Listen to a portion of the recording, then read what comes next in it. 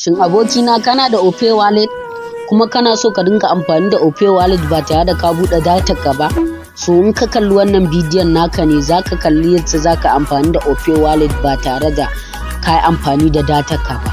Assalamu alaikum warahmatullahi. Yau ma mun sake haɗuwa cikin wannan bidiyon namu mai albarka. Bidiyon mu na yau zai nuna ma wasu sirrika guda 4 a opay wanda ya kamata ka san su, kuma idan ka san su ka daina buɗe datar ka.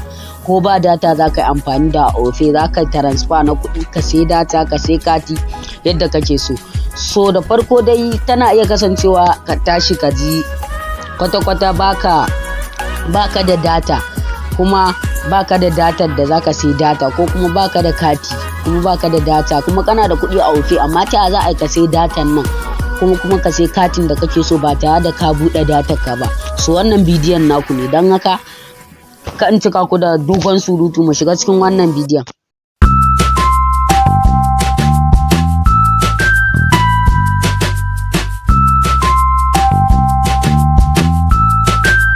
So don haka zan fara muku checking balance, ku ga yadda ake checking balance, kaga adadin kuɗin da yake kan wallet ɗinka na opay ba tare da ka buɗe datar ka ba. Da farko in ka zo wajen kira, so zaka danna *955 sai ka danna hash, sai ka danna kira.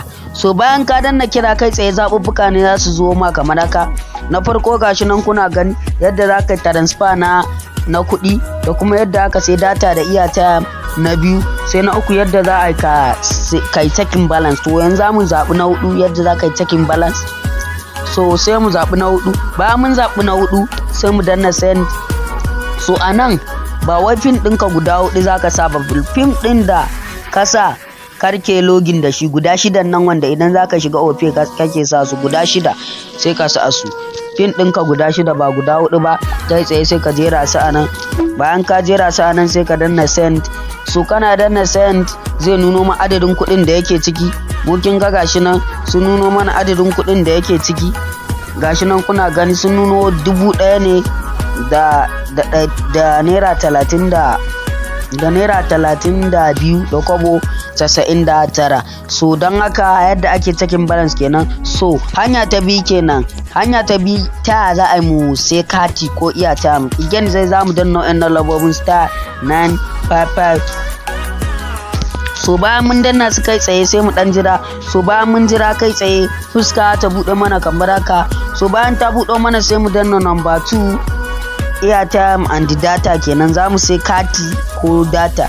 So zan gwada sai muku kati ku gani yana siyuwa ko bai siyuwa. Bai siyuwa, baya siyuwa. To idan kati ne zaka danna number 1 airtime, idan kuma data ne kai tsaye zaka danna number 2. So don haka kati za mu siya airtime sai mu danna number 1, kuna gani. So muna danna number 1 shikenan kai tsaye sai mu wannan zai nuno ma lambobin da kake turawa, ka taba turawa kati ta hanyar USSD code. Sai ka zaɓi number ka, idan babu sai ka rubuta. To ni number ta farko sai in danna send. Ina danna send sai su nuno na nawa zan siya, na 50 ko na 100 ko na 200.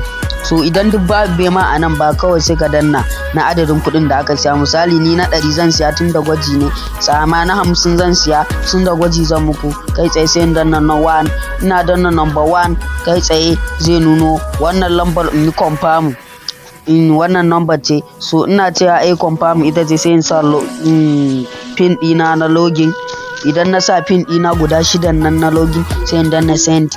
Katin mu in data ce mata haka za mu siya. Kuna gani yanzu gashi nan sun yi mana successful, ma'ana message ɗinmu ya shigo na katin naira 50. Gashi nan account with charge of 50 naira has been successful. Gashi nan naira 50 mun siya kati.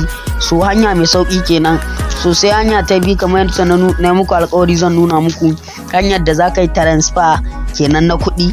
So kun ga yadda ake sai da siyan kati kenan. So idan transfer za ka yi again dan uwa, za ka danna, za ka comment da number 1.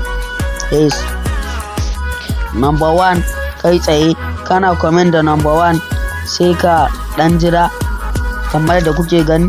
So bayan kai comment da number 1 sai ka jira shin opay zaka tura dan uwanka opay zaka tura kuɗin ko kuma wani banki daban. So idan wanda aka transfer kuɗin opay ne da shi kai tsaye sai ka danna number 1. Idan kuma ba opay ne da shi ba to other bank account wani bankin din daban, so shikenan ba matsala sai ka abin nan ka danna number 2. Misali number 2 first bank ko abin nan zan tura ko Pampe ko wani da application ko wani bankin sai danna number 2. Nan number 2 zai dan yi searching ya jira sai ku dan tsaya. So muna dan fama da matsalar network ne, idan yayi ma haka kai tsaye yawanci ba yi ma je ba sai ka dawo baya ko kuma danna wannan USSD code din kamar yadda yace na nuna muku kai tsaye. Dan haka sai mu jira ya gama, idan bai yi ba sai mu kuma danna wannan USSD code din, kun gani. So network sai mu kuma again danna da star 955 hash. So bayan mun danna kai tsaye sai mu dan jira, bayan mun jira fuska ta buɗo mana kamar haka. Muna a yaje za mu tura kuɗi ne kai tsaye sai mu danna number 1 misali number 2 to other bank account wani bankin daban ba opay za mu tura ba kenan kai tsaye. So yana haka zai kawo muku sunayen bankuna, kun gani ga United Bank of Africa UBA kenan, ga Access Bank, ga First Bank of Nigeria, ga Guarantee Trust kenan GT kenan. So idan baka ga bankin ka ba sai ka danna 8 kenan next.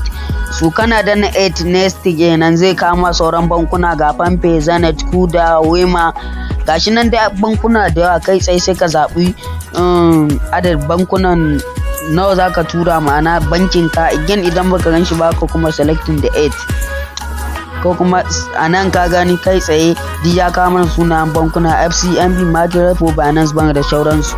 So hanya mai sauki kenan. So ban san bidiyon nan ya tsayi kuma da alamun zai tsayi zan kawo muku sauran hanyoyin yadda idan ka yadda ATM za ka yi cancel ɗinsa. So nagode dan uwa, nagode ka ci gaba da biyo mu a YouTube channel din mai suna Usman Dugu Hausa TV. Kai mana subscribe kana kai sharing kai like kai mana comment. Mun gode sai anjima.